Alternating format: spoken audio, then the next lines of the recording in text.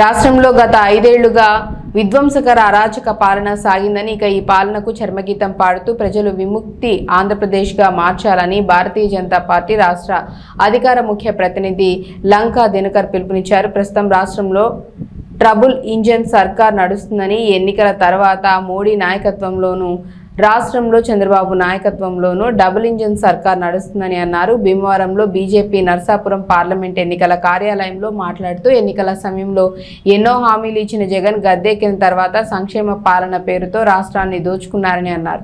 అభివృద్ధి ఆనవాళ్లే లేవు అంటూ ఎద్దేవా చేశారు. 5 ఏళ్లలో వ్యవస్థల నుంచి దోచుకున్న అవినీతి సొమ్ము, అక్రమ దోపిడీ, మద్యం డబ్బుతో ఈ ఎన్నికలను అరాచకంగా నిర్వహించడానికి సిద్ధమవుతున్నారని అన్నారు.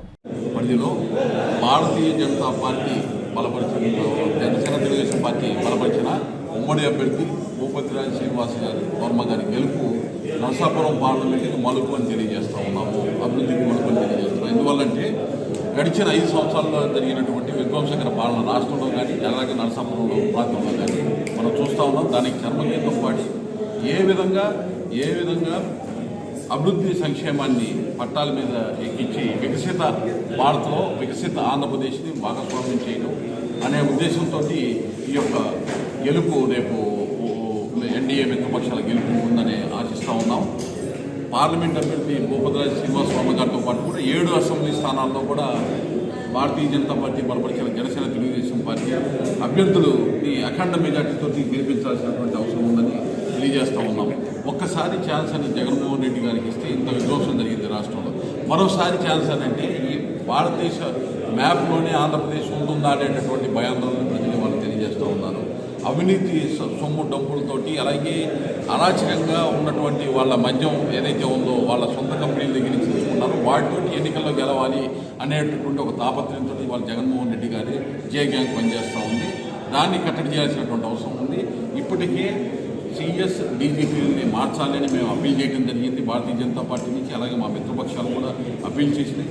ఇప్పటికే కొంతమంది అవినీతి అధికారులని పక్కకి నెట్టడం జరిగింది. ఎన్నికల సజావుగా దాన్ని పూర్తి చేయకుండా ప్రజలకి పేద ప్రజల్ని అన్యాయం చేసింది. వాళ్ళకి ఇళ్ళు లేకుండా చేసింది. అదేవిధంగా 2019 ఎన్నికల్లో జగన్మోహన్ రెడ్డి గారు మేము మాట తప్పు మనం తిప్పమన్నారు. ఒకవేళ మాట తప్పితే కాళ్ళను పట్టుకొని ప్రశ్నించండి, 2024 ఎన్నికల్లో ఓటు వేయొద్దన్నారు. కానీ వాళ్ళ పరిస్థితిని చూస్తే వాస్తవానికి 2019లో మద్యం నిషేధం అన్నారు. కానీ 2024 నాటికి మద్యం ఆదాయం మాత్రమే మాకు అవసరం అన్నటువంటి విధంగా పాలన సాగుతూ ఉంది. ఇది అబద్ధం కదా అనేటటువంటి మాట, ఈ హామీని దొంగలకు తొక్కలేదనే మాట మేము అడుగుతూ ఉన్నాము. అలాగే 200 యూనిట్ల వరకు ఉచితంగా గృహాలకి విద్యుత్ పేద ప్రజలకు ఇస్తా ఉన్నారు. ఈరోజు ఇవ్వలేదు.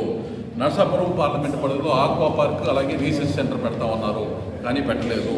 అలాగే డిసెంబర్ 2021 నాటికి పోలవరం పూర్తి చేస్తూ ఉన్నారు. కేంద్ర ప్రభుత్వం నిధులు ఇస్తున్న ఆ నిధులు పక్కదారి పట్టించారు. పోలవరం పూర్తి చేయలేదు. మీ హామీ అబద్ధము.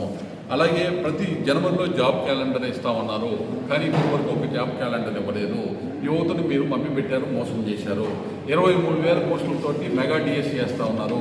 ఇది డిఎస్సీ మెగా డిఎస్సీ కాదు, దగా డిఎస్సీ చేశారు. మీరు ఏ విధంగా కూడా 23,000 పోస్టులు భర్తీ చేసేటటువంటి పరిస్థితులు మీరు పనిచేయలేదు కాబట్టి నిరుద్యోగుల్ని మీరు అన్యాయం చేశారు. చిన్న సన్నకారు రైతులకి బోర్డులు ఇస్తా ఉన్నారు, బోర్డులు ఇవ్వలేదు. నరసాపురం పార్లమెంట్ పరిధిలో ఉన్నటువంటి చిన్న సన్నకారు రైతులు మీరు మోసం చేశారు. కరెంటు ఛార్జీలు తగ్గిస్తూ ఉన్నారు, పెట్రోల్ డీజిల్ ధరలు తగ్గిస్తూ ఉన్నారు.